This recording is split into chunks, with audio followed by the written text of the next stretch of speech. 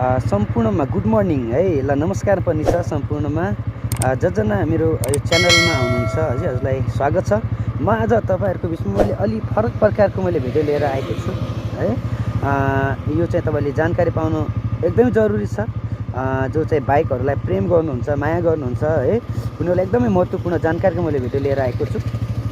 म अहिले बिहान लगभग 6 है 6:15 बजे म भिडियो बनाउन बाध्य भएको छु। मैले चाहिँ पल्सर N160 है भर्खरै मैले किने है त, भर्खरै मैले किने लगभग 1.5 महिना भयो। यो गाडी लगभग 2913 किलोमिटर यो चाहिँ चलेको छ है। 2900 हेर्नुस् त है, 2913 किलोमिटर चलेको छ यो। मैले टाइममा तपाईलाई 6:15 भनेको थिएँ, 6:20 भयो है, लगभग 6:15 नै हो। यो के भयो त भन्दा यो गाडी मैले किने एकदमै मलाई मन परेको बाइक हो। वास्तवमै नै एकदमै असल, एकदमै राम्रो बाइक छ। तपाईको यसको माइलेजको कुरा गर्नुहुन्छ भने एकदमै यो सिरिजमा एकदमै दामी छ है। अनि लुकमा एकदमै है, यसको लाइटिङ अनि तपाईको यसको ब्रेकिङ सिस्टमहरु हैन एकदमै राम्रो छ। यो गाडी चाहिँ एकदमै मलाई मन पर्यो गाडी। र एकदमै मलाई लाग्छ यो अहिले नेपालमा तपाईको एकदमै यो सबैलाई है, लगभग सबैलाई चाहिँ सुहाउने चलाउनको निम्ति एकदम पर्फेक्ट बाइक हो। अनि यो गाडीमा एउटा समस्या देखियो है, त्यो चाहिँ के त भन्दा तपाईले देखिसक्नु भएको छ। हेर्नुस् त, तपाईलाई म नजिक लिएर देखाउँदै छु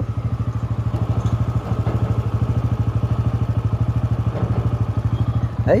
यो अगाडिको डिस्प्लेमा तपाईले देख्नुभयो एउटा चाहिँ इन्जिनको साइन आएको छ हैन, वार्निङ साइन आएको छ कि तपाईको गाडीमा के समस्या छ भनेर देखाइरहेको छ। यो चाहिँ अहिले 4 दिन भन्दा अगाडि समस्या देखेको थियो। म अलि एउटा मिटिङमा गएको थिएँ अनि त्यहाँबाट फर्किने क्रममा लगभग मैले गाडी स्टार्ट गरेँ र 2-3 किलोमिटर चलिसकेपछि यसमा यो समस्या देखियो। लगभग मैले 30 किलोमिटर जति चलाइसकेपछि यो आफै फेरि बन्द भयो।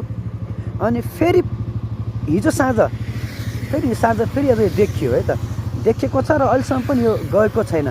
अब के कारणले हो हैन, मलाई एकदमै मलाई एकदमै डर पनि लागिरहेछ हैन। माया गरेर किनेको गाडी हैन, एकदमै मन परेको गाडी पनि हो यो।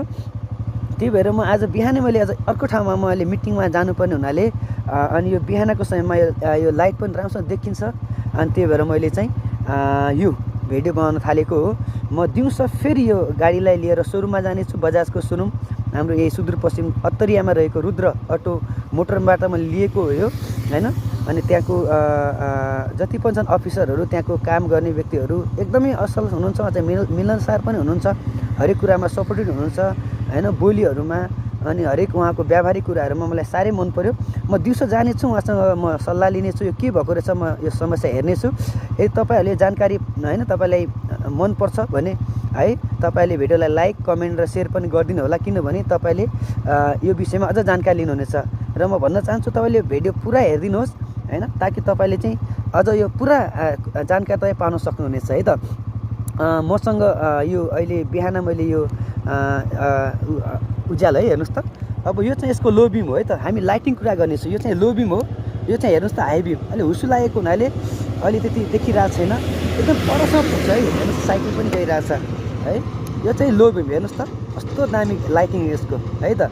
अनि यो चाहिँ एकदम हाई बिम हो है। यो मैले तपाईलाई फेरि भन्न चाहेँ, एकदमै टाढासम्म पुग्छ है यसको लाइट। हेर्नुस् त, पर साइकल त्यो लगाएको अहिले गएको ट्रक पनि देखिरहेछ है। हुन्छ, म दिउँसो म तपाईलाई यो भिडियो पुरा म गर्नेछु अनि हजुरले है जानकारी पाउन सक्नुहुनेछ। यो के कारण रहेछ, के समस्याले रहेछ हामी हेर्नेछौँ है त। ल गाइज है, ल हाम्रो यो गाडीको जुन समस्या थियो त्यो चाहिँ प्रब्लम सल्भ भइसकेको छ। एकदमै खुसी छु, एकदमै म अब ढुक्क भएँ है त। म तपाईलाई एकचोटि देखाइदिनेछु है, स्टार्ट गरेर देखाउने छु यो सल्भ भएको कुरो चाहिँ। म स्टार्ट गर्दैछु है त। हेर्नुस् है, यहाँनिर चाहिँ यो वार्निङ लाइट जलिरहेको थियो इन्जिनको, अहिले चाहिँ यो सल्भ भइसकेको छ। अब म तपाईलाई मैले के गल्ती गरेँ र के कारणले यो समस्या भयो भन्ने कुरा म तपाईलाई भन्नेछु, ताकि तपाईहरुलाई यो चाहिँ है जानकारी मिल्नेछ। यो जब नयाँ गाडी किन्छौँ नि हामीहरू, त्यो समयमा लगभग हामीले 4000 किलोमिटर नचलाउँदासम्म हामीले चाहिँ के लिमिट मात्रै स्पिड चलाउनु पर्दो रहेछ।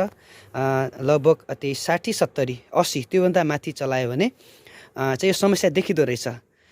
म त्यो दिनमा मिटिङ भ्याएर फर्किँदाखेरि हामी दुईजना थियौँ बाइकमा।